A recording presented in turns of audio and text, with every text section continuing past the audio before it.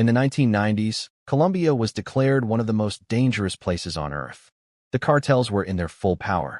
The murder rate in Medellin, now a celebrated model of urban transformation, was once the highest of any city in the world. And the name Colombia, for a generation, became a synonym for narco-trafficking, violence, and chaos. That reputation was earned through real and devastating suffering. But it is no longer the full story. And the full story is extraordinary. Colombia is the only country in South America with coastlines on both the Pacific Ocean and the Caribbean Sea simultaneously. This geographical position gives Colombia something unique. Two completely different marine ecosystems, two different fishing cultures, two different coastal traditions within the same nation. The Caribbean coast has the historic port city of Cartagena, one of the best preserved Spanish colonial cities in the Americas, a city of candy-colored buildings, cobblestone streets, and walls built to repel pirates that are still standing today. The Pacific coast is wilder, rainier, and less visited, home to some of the most biodiverse rainforests on Earth and one of the world's most important humpback whale nurseries. Colombia is the second most biodiverse country on Earth, behind only Brazil, which is many times its size. Per square kilometer, Colombia may actually be the most biodiverse nation on the planet. It has over 1,900 species of birds, more than any other country in the world. More than a quarter of all bird species in existence can be found in Colombia. It has over 51,000 species of plants, over 3,000 species of orchids, more than any country on Earth. The national flower of Colombia is an orchid, the Cattleya trianae, known as the Christmas orchid, and it is fitting because Colombia practically invented the concept of orchid abundance. Cano Cristales, a river in the Sierra de la Macarena region, is known as the River of Five Colors or the river that ran away from paradise. For a few weeks each year, between the wet and dry seasons, the river's unique aquatic plants produce an explosion of color: red, yellow, green, blue, and black, all flowing together in the same waterway. It looks like a painting that someone forgot to let dry. Access was closed for years during the height of the conflict. Today, limited ecotourism is restoring it to the world. It is, without exaggeration, one of the most visually astonishing natural phenomena on Earth. Please subscribe to Beyond Borders so you never miss any of our upcoming videos. To understand modern Colombia, you have to understand what it came from. Pablo Escobar and the Medellin cartel, at their peak in the late 1980s, were generating an estimated $420 million in cash per week from cocaine exports to the United States. Escobar was, at one point, listed by Forbes magazine as one of the wealthiest people in the world. He terrorized Colombia with a campaign of bombings, assassinations, and narco-terrorism that killed thousands of civilians, judges, journalists, and politicians. He declared war on the Colombian state. He offered a bounty for the assassination of police officers. For a period, Colombia appeared to be losing. The cartels did not operate in a vacuum.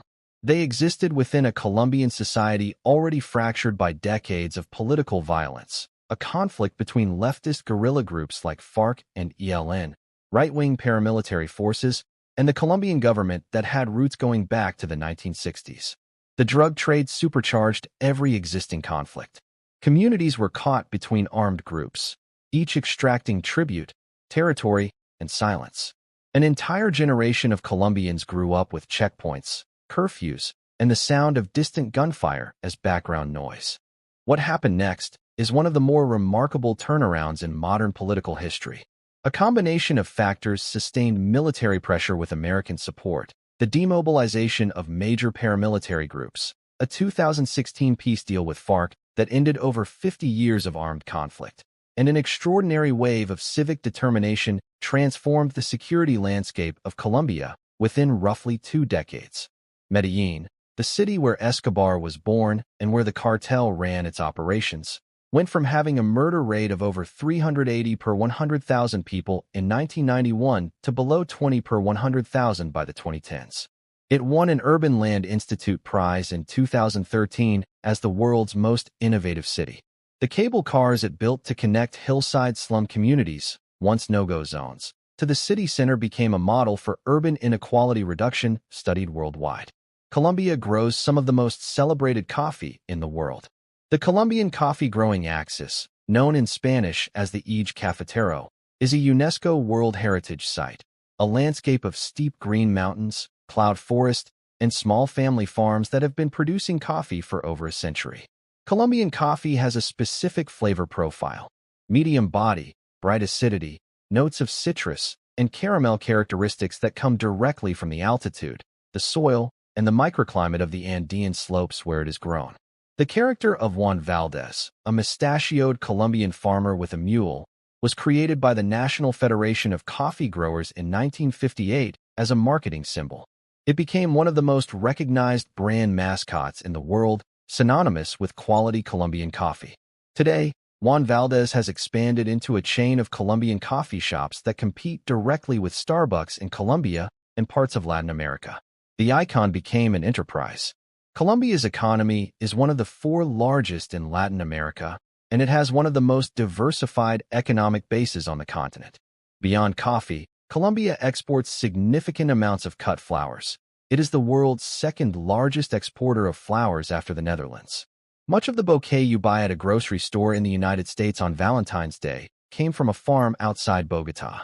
Colombia also has significant oil reserves, an expanding technology sector in Bogotá and Medellín, and a growing tourism industry as safety perceptions slowly, correctly begin to catch up with reality. The arts and culture scene is extraordinary. Gabriel Garcia Marquez, the Nobel Prize-winning author who invented the term magical realism as a literary genre, the technique of weaving extraordinary events into everyday reality as if they are unremarkable, was Colombian. His novel 100 Years of Solitude is considered by many literary critics to be one of the greatest novels ever written. Garcia Marquez said he wrote Colombia into his fiction not as metaphor, but as journalism. He was describing a place where the extraordinary was genuinely mundane. Before Spain arrived in the early 1500s, the territory now called Colombia was home to dozens of advanced indigenous civilizations. The Muisca people, who controlled the highland plateau of what is now Bogotá, had a sophisticated economy based on gold trade and salt production. They are also the likely origin of the legend of El Dorado, the mythical city of gold that drove Spanish conquistadors to explore and destroy thousands of miles of South America in a search that never found its target, because El Dorado was never a city. It was a ritual. The Muisca king, during sacred ceremonies, would cover his body in gold dust and dive into a lake as an offering to the gods. European explorers heard fragments of this ritual, turned it into a city, and spent centuries chasing it.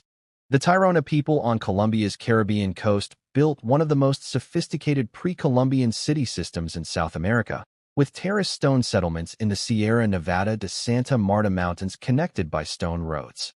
Their descendants, the Kogi people, still live in the Sierra Nevada today and have largely refused contact with the modern world. In the 1990s, the Kogi permitted one documentary filmmaker to record a message they wanted to deliver to the outside world, a warning, in meticulous ecological detail, that humanity was destroying the planet's natural systems. They called modern humanity the younger brother and asked it to stop. The documentary was called From the Heart of the World. The Kogi are still waiting for a response. Here is the twist that reframes Colombia's entire story. The same geographical position that made Colombia a hub for drug trafficking, sitting at the top of South America with coasts on 2 oceans and access to both North America and the rest of the continent, also makes it a hub for everything else.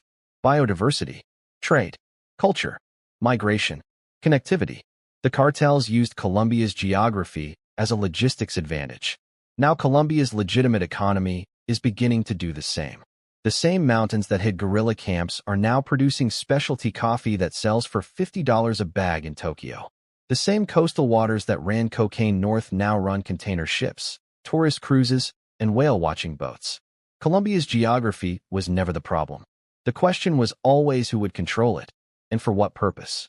And that question, slowly, is being answered differently. Colombia is a country of rivers, mountains, flowers, birds, magical realism, great coffee, and a people who have refused, again and again, to let the worst chapter of their story be the final one.